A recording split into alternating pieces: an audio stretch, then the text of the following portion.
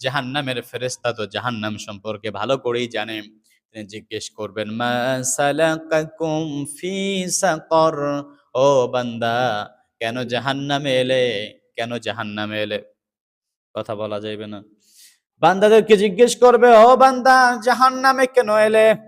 তখন ফেরেশতাকে জবাব দিবেন, লাম নাকু মিনাল মুসাল্লিন, আমরা নামাজ পড়তাম না আর নামাজীদের সঙ্গে ভালো সম্পর্ক রাখতাম না। এমন লোক আপনাদের দেশে আছে? নামাজ নিজেরাও পড়তো না, নামাজীদের সঙ্গে সম্পর্ক রাখতো না। তবে হ্যাঁ, কিছু কিছু মানুষ আছে যারা বিভিন্ন মৌসুমে নামাজ পড়ে, যেমন মাহফিলের প্যান্ডেলে বিশাল একটা টুপি লাগায়া উঠা ওই এক ওয়াক্ত নামাজই শেষ, আর পিছে রক্তও পড়ে নাই, সামনে রক্তও পড়বে না। মানুষকে দেখানোর জন্য যায় 2 মিনিট বক্তৃতা দিয়ে আসবে, ভাইরা আমি আপনাদের ছেলে, সেবা করতে চাই, আপনারা আমার জন্য দোয়া করেন। কি দোয়া করবে? যাতে নির্বাচিত হয়ে জনগণের টাকা পয়সা সব চুরি কইরা ঢাকায় বাড়ি করতে পারে, বরিশাল বাড়ি করতে পারে, চিটাগাং বাড়ি করতে পারে, খুলনা কক্সবাজার বাড়ি করতে পারে। ঠিক না বে ঠিক? বাপের বাড়ির 3 তলা ডুপ্লেক্স বাড়ি বাড়াইতে পারে। কিন্তু এই দোয়া চায় না যে আপনারা আমার জন্য দোয়া করেন, আমি যেন ঈমান নিয়ে বাঁচতে পারি, আমি যেন আমল নিয়ে জীবন গড়তে পারি। এই দোয়া করে না, কারণ এই দোয়া করলেই তো সর্বনাশ, তাহলে তো আর চুরি করা যাবে না। এই দোয়া করলেই তো আর মিথ্যা কথা কওয়া যাবে না। জনগণের সম্পদ, ভাইয়ের সম্পদ, প্রতিবেশীর সম্পদ আত্মসাৎ কইরা বড় বড় মাথা উঁচু বিশাল বিল্ডিং বানানো যাবে না। সম্মানিত সুধী, এরপর আরেকটা আছে, নির্বাচনের কিছু আগ মুহূর্তে বাড়ি বাড়ি গিয়া চাচাকে, খালুকে, মামুকে, চাচিকে বলে আপনারা আমার জন্য দোয়া করবেন, যে মাথা এমন ঝুকান ঝুকায় একেবারে পায়ের কাছে মাথা ঠেকায় দেয়। আছে না নাই বলেন? আহা, মাঝে মধ্যে তো কারো কারো পাও ধরতে শোনা যায়, পাও ধইরা, ভাই আপনি যদি আমারে যদি ক্ষমা না করেন, কিন্তু আসলে এই ক্ষমা তো ক্ষমার জন্য না, এই ক্ষমা নেতা হওয়ার, ক্ষমা হওয়ার পরে যখন যায় তখন বলে থাপড়ায় বড় দাঁত ফেলাই দিমু, যা দেশি নিলে নে, নাইলে যা। আছে না? ভাই কাপড় একটু চেঞ্জ করে দেন, আমার লাল পছন্দ না, আমার কালারটা দেন, যেটা দিছি ওইটাই নে, না নাহলে না নে, যা মাইট দেয় উল্টো বিলে ফাও। আছে না নাই? কিন্তু যদি আল্লাহর জন্য হইতো, আরে ভাই আমি তো জনগণরে দিতেছি, এখানে 10টা কাপড় আছে, 10 জন ব্যক্তি আসো, তোমরা তোমাদের মতো পছন্দ করে নিয়ে যাও, সমাধান শেষ, তাই না? সময় তো শুধু মুসা আলাইহিস সালাম থেকে শুরু করে পয়গম্বররা লোকদেরকে আল্লাহর দিকে ডাকতো, আর এই বেদিনরা লোকদেরকে দুনিয়ার দিকে ডাকে, দল ভারী করার জন্য ডাকে। কিয়ামতের দিন কেউ কারো সাহায্যকারী হবে না।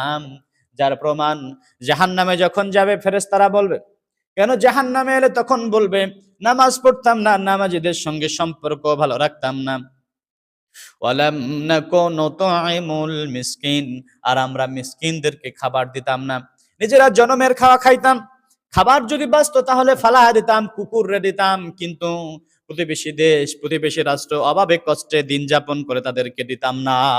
এই যে এখন ফিলিস্তিনের মুসলমান খুব কষ্টে দিন যাপন করছে, কিন্তু আমেরিকা তাদের সম্পদের পাহাড়, কিন্তু তারা তাদের প্রতি বছরে অতিরিক্ত খাবার সমুদ্রে ফালায় দেয়, কিন্তু এই মুসলমানদেরকে তারা দেয় না।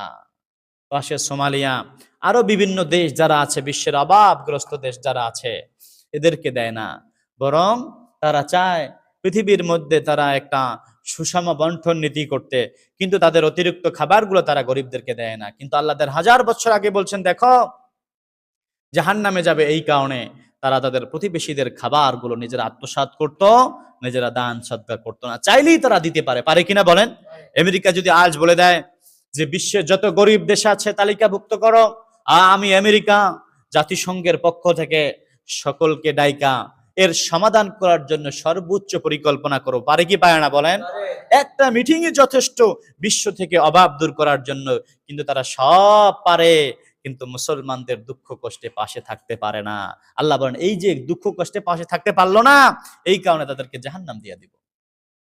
শুধু এতেই শেষ নয়, ওয়ালাম নাকু নুতঈমুল মিসকিন ওয়া কুন্না নাখুদু মাআল খায়দিন। পড়েন আল্লাহু আকবার। আর আমরা কোনো কিছু যাচাই বাছাই না করে ষড়যন্ত্রকারীদের সঙ্গে মিলে আমরা ষড়যন্ত্র করতাম। আছে না নাই? ও ইসরায়েল বলছে এই জমিন আমাদের, আমরা এই বাইতুল মুকাদ্দাস ফিলিস্তিন দখল করব, আমাদেরকে দিতে হবে। কারা এই জায়গার পূর্ব অধিকার রাখে, কারা এই জায়গা আবাদ করতো, এই জায়গা কাদের ছিল, পূর্বসূরি কাদের, এই মসজিদ খানা কারা নির্মাণ করলো, এর দিকে তাওয়াক্কা না করে আমেরিকা ইসরায়েলের একটু পাওয়ার টাওয়ার দিকে, টাকা পয়সা দিকে তাদেরকে সাপোর্ট দিয়া দিছে। মানুষ মরে, এতে তাদের কিচ্ছু আসে যায় না।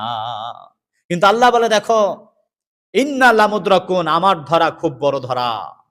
এই যে এখন ইসরায়েলের প্রধান নেতানিয়াহু, মানবাধিকার সংস্থা থেকে এমন চাপ আসছে, তার জন্য হুলিয়া জারি হয়ে গেছে এই ১.৫ বছরের মাথায়। কয় বছর? ১.৫ বছরে তারা ৪০,০০০ শিশু এবং নারীকে তারা হত্যা করছে। একজন দুইজন, ৪০,০০০ শিশু, ছোট্ট বাচ্চা, কিচ্ছু বুঝে না, মায়ের বুকে দুধ খায়, এই শিশু শিশু বাচ্চাগুলোকে তারা হত্যা করছে। কিন্তু আমেরিকার টনক নড়ে নাই। বলে আমরা এখানে কথা বলে লাভ কি? আরে আমরা এখানে কথা বলে লাভ এটা যে আমরা বুঝাতে চাচ্ছি যে আমরা আমেরিকার পক্ষের না। এই যে আমাদের আওয়াজ আকাশ বাতাসে মিশে যাচ্ছে যাচ্ছে কিনা বলেন? আমেরিকার বাতাসের কাছে আমাদের এই বাতাস অনেক দূরত্বের না। আল্লাহ চাইলে সেকেন্ডের ভিতরে বাংলার বাতাস আমেরিকা পৌঁছায় দিতে পারে, পারে কিনা বলেন?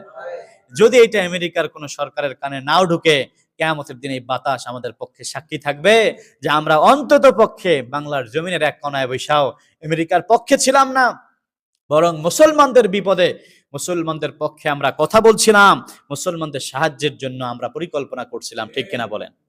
আমাদের জায়গা থেকে আমাদেরকে কাজ করতে হবে। কিন্তু আফসোসের বিষয়, আজ বাংলাদেশে কিছু মুসলমান আছে যারা শুধু দল নিয়ে চিন্তা করে, রাজনীতি নিয়ে চিন্তা করে, একটা বারো ভাবে না ফিলিস্তিনের মুসলমানদের কোনো অপরাধ নাই, একটাই অপরাধ, ওরা আল্লাহর গোলামি করে। কি করে বলেন? ওরা নামাজ পড়ে, ওরা রোজা রাখে, ওরা পর্দা করে। ইসরায়েলের মতো ওরা অশ্লীল ভাবে চলাফেরা করে না, যা ইচ্ছা তাই করে না। ওরা যাকে তাকে সেজদা দেয় না, এক আল্লাহর গোলামি করে, আল্লাহর সেজদা দেয়। এইটাই ওদের অপরাধ। এই অপরাধের কারণে ওদেরকে ওদের পিতৃভূমি, ওদেরকে ওদের বাপদাদার ভূমি থেকে বিতাড়িত করতে চায়, তাদের জীবন নাশ করে দিতে চায়, তাদের সম্পদ আত্মসাৎ করতে চায়। আল্লাহ বলে দেখো, আমি একটা ফেরেশতা বানায় রাখছি, স্পেশাল একটা ফেরেশতা, ওটার নাম হচ্ছে মালাকুল মউত, আজরাইল।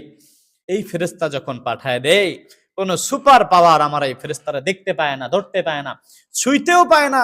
নিমিষের মধ্যে তার জানটা কবজ করে নিয়ে আসে, দেহটা পড়ে থাকে, আর ওই দেহটাকে আমি জ্বালায়া পড়ায় সারখার করে দেই। পরে নাউজুবিল্লাহ। দেখেন চিন্তা করে, মুসলমান যতই খারাপ হোক, মারা যাওয়ার পরে সুন্দর একটা কাপড় পরায়া আনন্দে লোকেরা উদ্যাসিত হয় যে আমরা আমাদের মৃত্যু ভাইকে, বোনকে নতুন একটা কাপড় পরায় দিলাম। সাথে সাথেই আবার দুঃখে কষ্টে তারা চোখের পানি ঝরায়। জীবনে কোনোদিন আর তার সঙ্গে আমাদের দেখা হবে না, এটাই তার শেষ দেখা, শেষ বিদায়।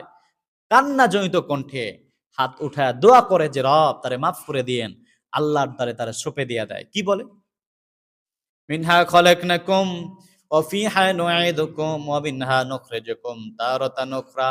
ও আমার ভাই, ও আমার বোন, ও আমার মা বাবা, এই মাটি থেকে তোমারে আল্লাহ বানাইছিল, আবার এই মাটিতে আমরা তোমারে যত্নের সাথে রেখে গেলাম, আবার এই মাটিতেই কিয়ামতে আল্লাহ তোমারে দাঁড় করাবেন। আমরা দোয়া করি আল্লাহ যদি তোমারে মাফ করে দেয়। সুবহানাল্লাহ। শুধু এতেই শেষ হলো না, আরো দোয়া করছেন, বিসমিল্লাহি ওয়া আলা মিল্লাতি রাসূলিল্লাহ। ও আমার ভাই, ও আমার মা বাবা, দুনিয়া আমরা অনেক অপরাধ করছি, কিন্তু শেষ সময় এটা স্বীকার করছি আল্লাহ এবং তার রাসূলের দলে যাওয়া ছাড়া বিকল্প রাস্তা নাই।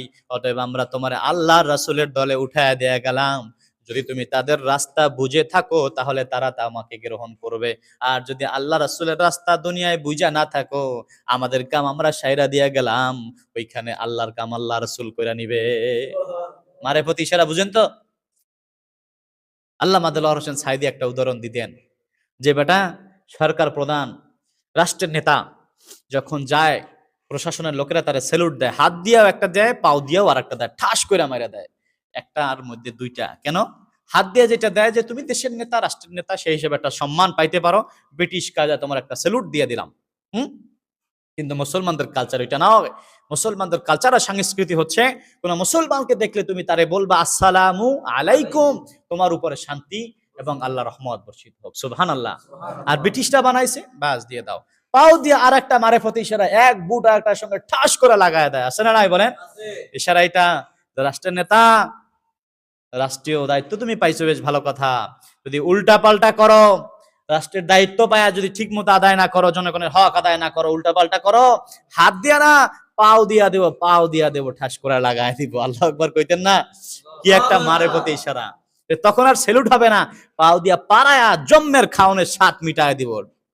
কথা কি ঠিক না বে ঠিক? সম্মানিত সুধী, এই যে দেখেন ব্রিটিশ বুদ্ধি কিন্তু বেকায়দার বুদ্ধি। হাত দিয়ে দিলাম, পাও দিয়া মারে প্রতি ইশারা দিয়ে দিলাম, অবস্থা সর্বনাশ। খবরদার ক্ষমতায় যায়া চেহারে বৈশা হুজুর যা তা মনে চায় তাই বলবেন না, কোরআন থেকে হাদিস থেকে বলবেন। উদাহরণ যদি দিতে হয় আপনার বাপের উদাহরণ দেবেন না, বরং নবীদের উদাহরণ দেন। উদাহরণের শেষ নাই। আদম আলাইহিস সালাম থেকে মুহাম্মদ সাল্লাল্লাহু আলাইহি ওয়াসাল্লাম পর্যন্ত আল্লাহ লক্ষাধিক নবী পাঠাইলেন। কোরআনে 25 জন নবীর নাম আল্লাহ স্পষ্ট উল্লেখ করলেন। এই 25 জন নবী দিয়া, তাদের সন্তান দিয়া, তাদের বিবি দিয়া, তাদের সাথী দিয়া উদাহরণ দিয়েন। আপনি পিসা বুজুর আপনার বাপের কেচ্ছা দাদার কেচ্ছা কয়া জাতিরে শুনানোর দরকার নাই, কারণ আপনার যার পীর, আপনার মুরিদরা আপনার বাপের কেচ্ছা দাদার কেচ্ছা পছন্দ করে, কিন্তু অন্য দরবারের মুরিদরা কিন্তু আপনার বাপের কেচ্ছা দাদার কেচ্ছা পছন্দ করে না। করে কি? কিন্তু নবীদেরকে পছন্দ করে না এমন ব্যক্তি মুসলমানই হতে পারে না। বরং মুমিনদের প্রথম দায়িত্ব হলো আল্লাহর পরে রাসূলদের উপরে, রাসূলদের প্রত্যেকটা কার্যকলাপের উপরে পরিপূর্ণ আস্থা এবং বিশ্বাস রাখা। সুবহানাল্লাহ পড়ে। সম্মানিত হাজরিন, আমরা শেষ করছি। আল্লাহ তাআলা বলছেন, বান্দা আল্লাহকে ভয় করো। কারে ভয় করো? আল্লাহরে ভয় করো, কারণ আল্লাহর দরবারে তোমারে উঠতেই হবে। তুমি আজকে তোমার জীবন নিয়ে খুব চিন্তিত। তাকায় দেখো তো, তোমার এই পা থেকে মাথা পর্যন্ত পুরো দেহের ভিতরে কোথাও গৌরব করার মতো কিচ্ছু নাই। আছে কি কিছু বলেন? পায়ের নখের মাথা থেকে শুরু করে মাথার তালু পর্যন্ত কোনো জায়গায় সুঘ্রাণ, সুগন্ধি বলে কোনো কিছু কি আছে?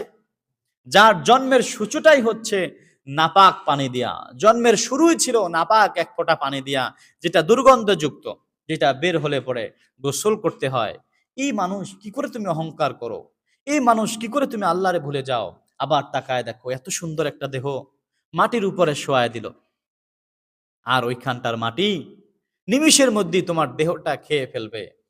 অবস্থাটা কোথায়? তাকাও তো একটু। তুমি যত বড় টাকাওয়ালা হও, বাড়িওয়ালা হও, গাড়িওয়ালা হও, তোমার মৌত যেমন ভাবে হবে সাধারণ একজন মানুষেরও অমন ভাবেই হবে। অতএব দুনিয়ায় অহংকার করিও না, দাম্ভিকতা করিও না, বরং আল্লাহ এবং তার রাসূল যেভাবে তোমাদেরকে পথ দেখায় ওইভাবেই চলো। কারণ আল্লাহ এবং তার রাসূল তোমাদের জন্য উত্তম আদর্শ। তিনি ছাড়া তোমাদের বিকল্প আদর্শ গ্রহণ করার কোনো সুযোগ নাই। কষ্টে থাকো, অমন অবস্থাতেও আল্লাহ এবং তার রাসূল কিভাবে জীবন যাপন করছে ওইটা অনুসরণ করো। সুখে যদি থাকো তাহলেও মুহাম্মদ সাল্লাল্লাহু আলাইহি ওয়াসাল্লাম সুখের সময় কেমন জীবন যাপন করছেন ওইটা অনুসরণ করো, তাহলেই তুমি নাজাত প্রাপ্ত হতে পারবে। আল্লাহ রাব্বুল আলামিন আমাদের সকলকেই আল্লাহ এবং তার রাসূলের আদেশগুলো পরিপূর্ণতার সাথে মানার তৌফিক দান করেন। আমিন।